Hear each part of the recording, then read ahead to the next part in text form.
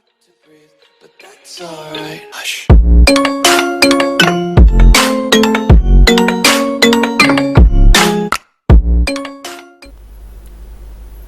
Bismillahirrahmanirrahim. This is Hafiz Mohammed Amir. Welcome to my channel Protech computer education. Viewers, पिछली video में हम लोगों ने हेडर को कवर किया था कि किस तरीके से हम एक हेडर सेक्शन क्रिएट कर सकते हैं, और उसके अलावा हम लोगों ने नेविगेशन सेक्शन को क्रिएट किया था। आज के लेक्चर में हम ये सीखेंगे कि किस तरीके से हम एक स्लाइडर, अपना ख़ुद का एक स्लाइडर किस तरह से क्रिएट कर सकते हैं, और ना सिर्फ स्लाइडर बल्कि उसके अंदर हम मुख्तलिफ़ तरह की एनिमेशंस भी उसके अंदर अप्लाई करेंगे। और इसके लिए हमें एक सॉफ्टवेयर की मदद लेनी होगी जो कि अमेजिंग स्लाइडर के नाम से एक सॉफ्टवेयर है। उसकी मदद से हम यहाँ पे क्या करने वाले हैं, एक स्लाइडर क्रिएट करेंगे और उस स्लाइडर को फिर हम अपनी वेब एप्लीकेशन के अंदर अटैच करवाएंगे। तो वक्त को ज़ाया किए बगैर चलते हैं अपने डेस्कटॉप की तरफ। फिर पिछली क्लास में हम लोगों ने ये सीखा था कि भाई हेडर किस तरह से क्रिएट करते हैं, और हेडर के बाद हम लोगों ने क्या ऐड किया था उसके अंदर, एक नेविगेशन। ठीक है, तो आज की क्लास का जो टॉपिक है वो ये है कि हम अपने ASPX वेबसाइट के अंदर, यानी वेब एप्लीकेशन के अंदर किस तरह से स्लाइडर क्रिएट कर सकते हैं। यानी हम अपनी मर्ज़ी से एक स्लाइडर क्रिएट करेंगे बाकायदा। ठीक है, ये नहीं होगा कि हम किसी जगह से स्लाइडर को कॉपी पेस्ट कर लेंगे। ये भी तरीक़ेकार सही है, लेकिन हम अपनी मर्ज़ी से भी अपनी मेहनत से भी हम एक स्लाइडर यहाँ पे क्रिएट कर सकते हैं किसी सॉफ्टवेयर के थ्रू। फिर उसके बाद जो हमारा टॉपिक है वो है सेक्शन का। उसके बाद हम फिर मुख्तलिफ सेक्शन क्रिएट करेंगे। ठीक है, तो स्टार्ट करते हैं।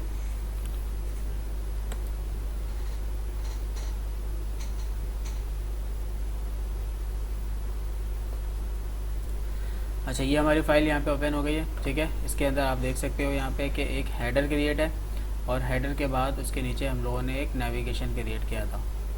अच्छा, उसके बाद का जो टॉपिक है वो है स्लाइडर। तो स्लाइडर के लिए हम यहाँ पे एक डिव क्रिएट कर लेते हैं पहले, और इस डिव के अंदर हमें कॉपी पेस्ट करना है स्लाइडर की कोडिंग को।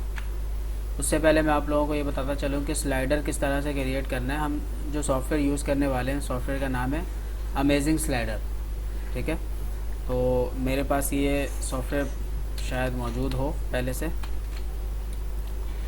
अगर नहीं है तो हम इसे डाउनलोड कर लेंगे।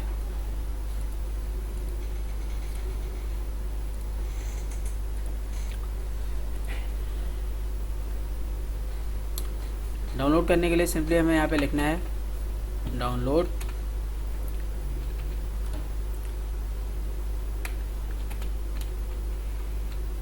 अमेजिंग स्लाइडर, और उसके नीचे लिखा हुआ आ रहा है डाउनलोड पर विंडोज़ ई मैक। जो विंडोज़ के लिए है हमें वही डाउनलोड करना है।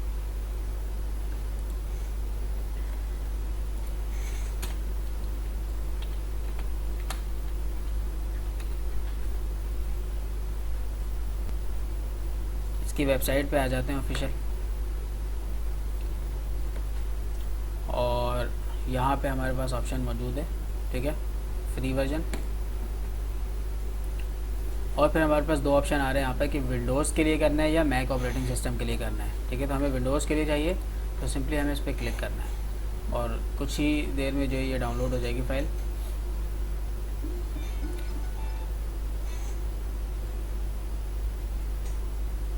कर रहा हूँ।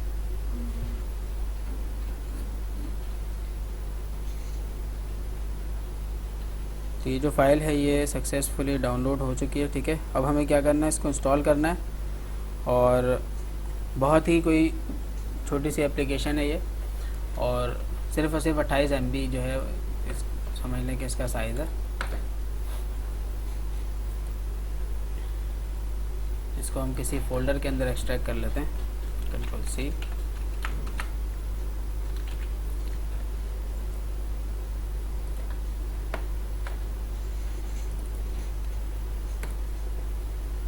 नेक्स्ट पे क्लिक करना है, next, create desktop icon, next, install.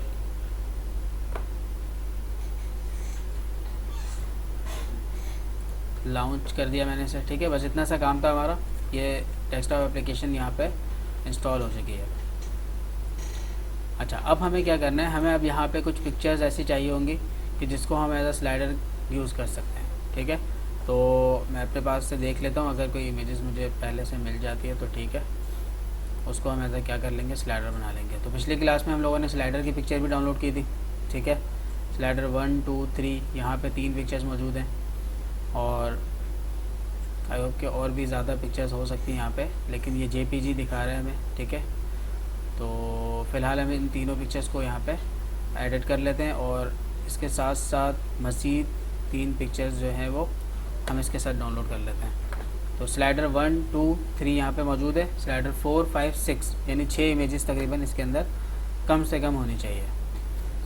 तो डाउनलोड कर लेते हैं हम यहाँ पे इमेजेस।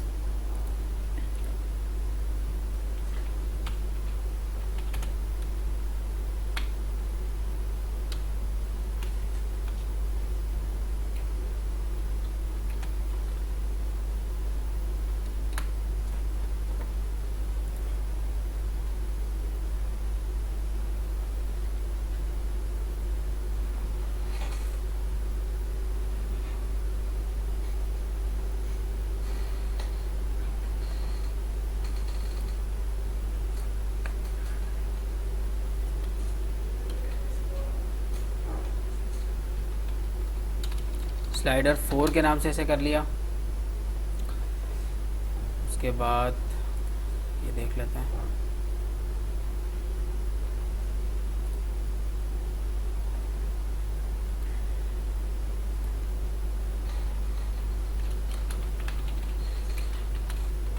ये स्लाइडर 5 हो गया हमारे पास, और एक लास्ट इमेज यहाँ पे हम सेव कर लेते हैं स्लाइडर 6 के नाम से।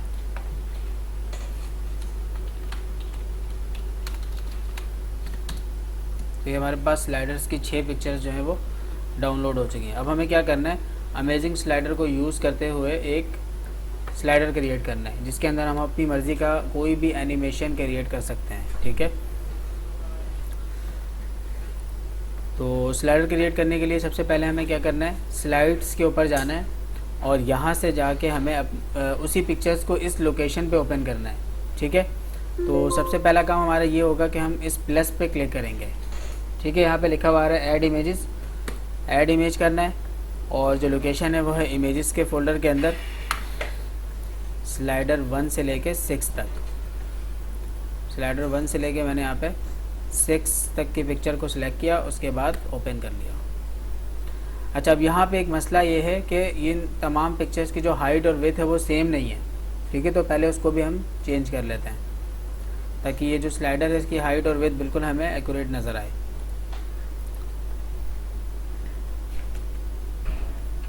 उसके लिए फ़ोटोशॉप का यूज़ करना होगा हमें।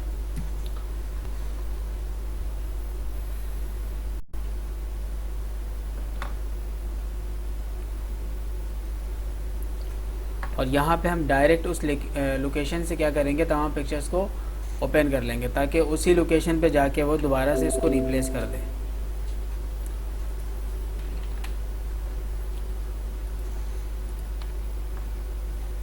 ये तमाम पिक्चर्स को मैंने यहाँ पे ओपन कर लिया, ठीक है।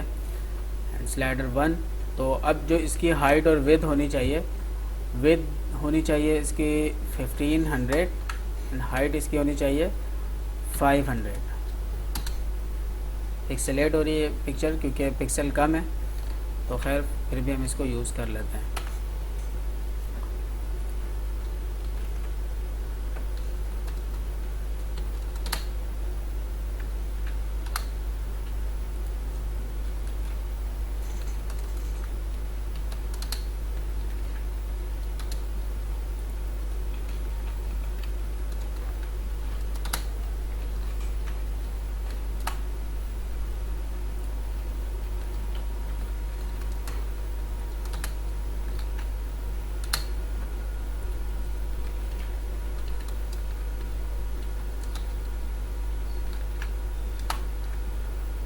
ठीक है, तमाम पिक्चर्स को मैंने यहाँ पे सेट कर दिया, और फ़ोटोशॉप को भी क्लोज़ कर देते हैं। दोबारा से हमें वही प्रोसेस चलानी है, एंड इमेजेस स्लाइडर 1 से लेकर 6 तक की पिक्चर सेलेक्ट करनी है। और अब यहाँ पे अगर हाइट और विड्थ की बात अगर की जाए तो वो सेम है तकरीबन, ठीक है। हाँ, अब स्लाइडर की विड्थ कितनी होनी चाहिए वो हम यहाँ पे डिफ़ाइन करेंगे, लेकिन हम बाद में भी फिर इसको चेंज कर सकते हैं, ठीक है। हाइट इसकी क्या है 360 और विड्थ इसकी है 900।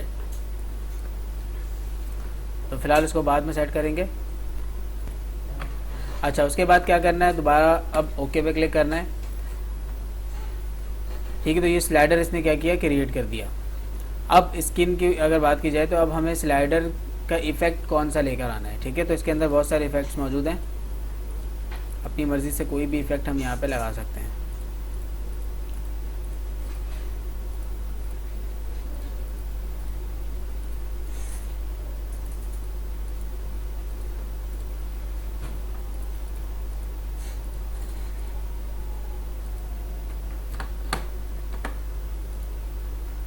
इस इफ़ेक्ट को मैं वहाँ पे अप्लाई करने वाला हूँ। ठीक है, एंड क्या करना है, अब ओके पे क्लिक करना है। उसके बाद बारी आती है ट्रांजिशन की, कि अब हमें ट्रांजिशन के अंदर कौन कौन सी एनिमेशन अप्लाई करनी है इसके ऊपर। ठीक है, तो मैं क्या करता हूँ, हमेशा सब चेक बॉक्स पे चेक लगा देता हूँ कि इससे फ़ायदा क्या होगा कि वो इंडिविजुअली या मतलब रैंडमली किसी भी इफ़ेक्ट को अप्लाई कर देगा। ये नहीं होगा कि कभी 3D है तो 3D ही है दूसरी बार। ठीक है, हो सकता है कि दूसरी बार 3D ना हो, कुछ और हो जाए। ठीक है, तो रैंडमली कुछ किसी भी इफ़ेक्ट को ये क्या करेगा, अप्लाई कर देगा इसके ऊपर। इन सब पे चेक लगाना है, उसके बाद ओके करना है। अब लास्ट जो स्टेप है वो है पब्लिश। पब्लिश करने से पहले हमारे पास एक फ़ोल्डर होना चाहिए पहले से, जिसके ऊपर हम इसकी कोडिंग को पब्लिश करेंगे। तो यहाँ पे मैं बना देता हूँ एक फ़ोल्डर स्लाइडर के नाम से, और इसी स्लाइडर के अंदर हम उसको पब्लिश करेंगे। पब्लिश करने के लिए क्या करना है, पब्लिश पे क्लिक करना है और ब्राउज़ करके हमें उसी लोकेशन को सेट करनी है। स्लाइडर सेलेक्ट किया, उसके बाद सेलेक्ट फ़ोल्डर, और आखिरी स्टेप क्या है हमारा, पब्लिश। तो ये सक्सेसफुली हो गया पब्लिश। अब हम चेक करते हैं इस फोल्डर के अंदर जाके, तो ये हमारे पास एक इमेजेस का फ़ोल्डर क्रिएट हुआ है। उसके बाद स्लाइडर इंजन के नाम से एक फ़ोल्डर है, जिसके अंदर इसकी कुछ लाइब्रेरीज मौजूद हैं, और इमेजेस के अंदर हर तरह की इमेजेस इसने खुद ही क्रिएट कर दी है। और slider.html ये हमारा जो मेन स्लाइडर है उसकी फ़ाइल है। ठीक है, तो ओपन विथ गूगल क्रोम करके चेक करते हैं, ये हमारे पास स्लाइडर आ गया। अब क्या करना है, हमें इस स्लाइडर को ऐड करना है अपने उस ASP वेब एप्लीकेशन के अंदर। ठीक है, तो अब हमें क्या करना होगा, अब हमें कुछ यहाँ पे चेंजेस करनी होंगी, क्योंकि इमेजेस के नाम से अगर हम लोगों ने पहले ही वहाँ पे एक फ़ोल्डर क्रिएट किया हुआ है तो इस इमेजेस को वहाँ पे ड्रैग एंड ड्रॉप नहीं कर सकते। ठीक है, तो चेक कर लेते हैं। इमेजेस के नाम से पहले ही यहाँ पे एक फ़ोल्डर क्रिएट है। ठीक है, तो अब क्या करना है, हमें कुछ चेंजेस करनी है। तो इस चीज़ को मैं अभी फ़िलहाल सब लाइन पे ओपन कर लेता हूँ, और यहाँ पे मैं इस फोल्डर का नेम चेंज कर देता हूँ ताकि वो डुप्लीकेट का एरर ना हो। इमेजेस अंडरस्कोर स्लाइडर कर दिया। ठीक है, अब हमें आना है इसकी कोडिंग के अंदर, क्योंकि जो रेफरेंस क्रिएट था वो इमेजेस के अंदर था। ठीक है, इमेजेस के फ़ोल्डर के साथ था, लेकिन यहाँ पे जो फोल्डर का नेम है मैंने चेंज कर दिया है, तो इसका मतलब अब मुझे इसकी कोडिंग के अंदर भी चेंजेस करनी है। ठीक है, तो इसको हम या तो सब लाइन पे या नोटपैड पे ओपन कर लेंगे। अब यहाँ पे आप लोग देख सकते हो कि इमेजेस लिखा हुआ आ रहा है। ठीक है, हालांकि क्या आना चाहिए, इमेजेस स्लाइडर।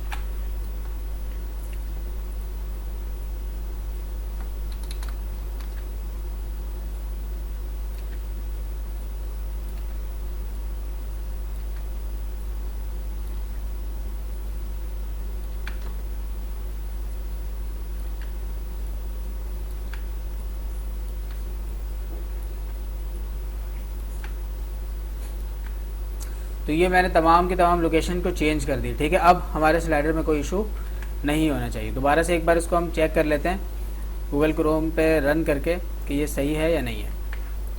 ठीक है, तो इसके अंदर कोई फ़र्क नहीं पड़ा। ठीक है, ये बिल्कुल सही काम कर रहा है। यहाँ पे एनिमेशन भी अप्लाई हो रही है इसके अंदर। ठीक है, और रैंडमली देखो एनिमेशन भी चेंज हो रही है। ठीक है, अच्छा, अब क्या करना है, इस स्लाइडर को कॉपी करके हमें अपनी उस लोकेशन पे सेट करना है। तो उसके लिए हमें 2 स्टेप पे अमल करना होगा। सबसे पहला काम क्या करना है, हमें उस फोल्डर को ड्रैग एंड ड्रॉप करना है यहाँ पर। ठीक है, इस प्रोजेक्ट के ऊपर। तो कैसे होगा, इन दोनों फोल्डर को मैं यहाँ से डायरेक्टली क्या करूँगा, ड्रैग एंड ड्रॉप कर दूँगा यहाँ पे।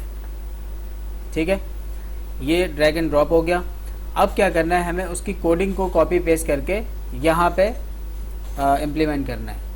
ठीक है, तो अब कोडिंग कैसे मिलेगी हमें, इसको हम ओपन कर लेते हैं नोटपैड के ऊपर।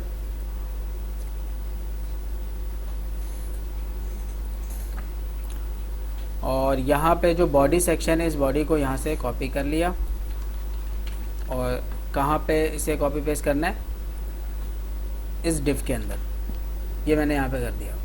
ठीक है, अब जो दूसरी चीज़ है वो क्या है कि इसके ऊपर कुछ लिंक्स मौजूद हैं, जो कि आपको एक और फोल्डर यहाँ पे नज़र आ रहा होगा स्लाइडर इंजन के नाम से, इसके अंदर उसकी लाइब्रेरी मौजूद है। तो हमें क्या करना है, इस लिंक को भी ऐड करना है इसके साथ। तो इस लिंक को सिंपली यहाँ से कॉपी करना है एंड इसको भी पेस्ट करना है हेड के अंदर। बस इतना सा काम करना है हमें। और अब हम इसे चेक करके देखते हैं कि स्लाइडर इस पर काम कर रहा है या नहीं।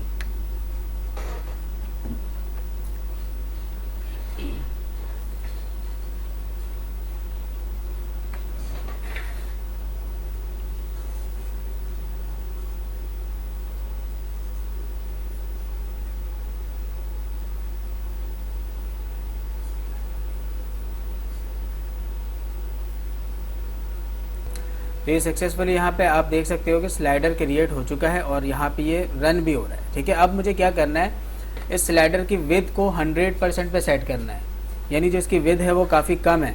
तो अब उसके लिए क्या करना होगा, पहले मैंने एक बात बताई थी कि 900 वहाँ पे लिखा हुआ आ रहा था, अब हमें क्या करना है, उसको चेंज करना है। तो 900 जहाँ पे लिखा हुआ है वहाँ पे हमें करना है 100%।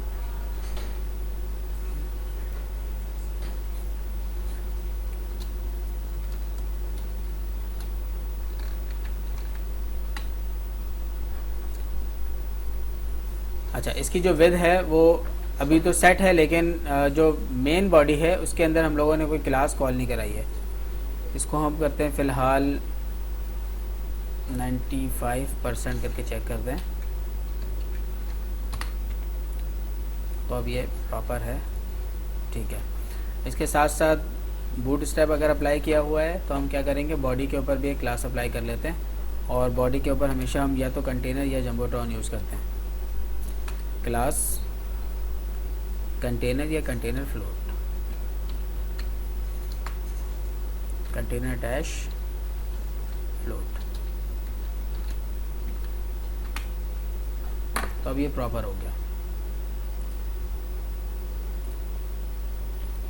और हर बार जो ये एनिमेशन अप्लाई करेगा इसके ऊपर, वो एक रैंडमली कुछ भी कर सकता है। ठीक है, लाइक अभी यहाँ पे इसने इसको ये एनिमेशन दी, अब मैं दोबारा अगर बैक आता हूँ तो एनिमेशन चेंज है, दोबारा मैं अगर फॉरवर्ड जाता हूँ तो एनिमेशन चेंज है, और बैक आने के बाद भी एनिमेशन चेंज है। ठीक है, तो जो हम लोगों ने सब पे चेक लगाया था उसकी मदद से क्या किया इसने कि हर एनिमेशन को रैंडमली इसके ऊपर सेट कर दिया। तो आज के लेक्चर में ये देखा है हम लोगों ने कि किस तरह से हम अपनी मर्ज़ी से एक स्लाइडर क्रिएट कर सकते हैं, और ना सिर्फ स्लाइडर बल्कि उसके अंदर हम अलग अलग तरह के एनिमेशन भी अप्लाई कर सकते हैं। ठीक है, और इसको साथ साथ क्या किया हम लोगों ने, अपनी वेब एप्लीकेशन के अंदर ऐड किया। तो नेक्स्ट जो ट्यूटोरियल होगा हमारा, उसके अंदर हम क्या करेंगे, इसके नीचे जो सेक्शन क्रिएट होता है, लाइक जिसके उसके अंदर हम 8 से 10 पिक्चर्स को शो कराएंगे एज अ सेक्शन। तो नेक्स्ट ट्यूटोरियल हमारा उस सेक्शन के ऊपर होगा। सो आई होप कि आपको हमारी ये वीडियो पसंद आई होगी। अगर आपको ये वीडियो पसंद आई है तो हमारे चैनल प्रोटेक कंप्यूटर एजुकेशन को लाइक करें, अपने दोस्तों के साथ शेयर करें, और नाजरीन इसके अंदर अगर कोई सवालात हैं तो आप हमसे कमेंट के ज़रिए भी पूछ सकते हैं। और इसके अलावा अगर आप लोगों ने अभी तक हमारा चैनल प्रोटेक कंप्यूटर एजुकेशन को सब्सक्राइब नहीं किया है तो बराए मेहरबानी इसे जल्द से जल्द सब्सक्राइब करें और बेल आइकन को भी प्रेस करें, ताकि आपको हमारी हर आने वाली लेटेस्ट वीडियो की अपडेट बआसानी मिल सके। So keep watching protic computer education. Thank you.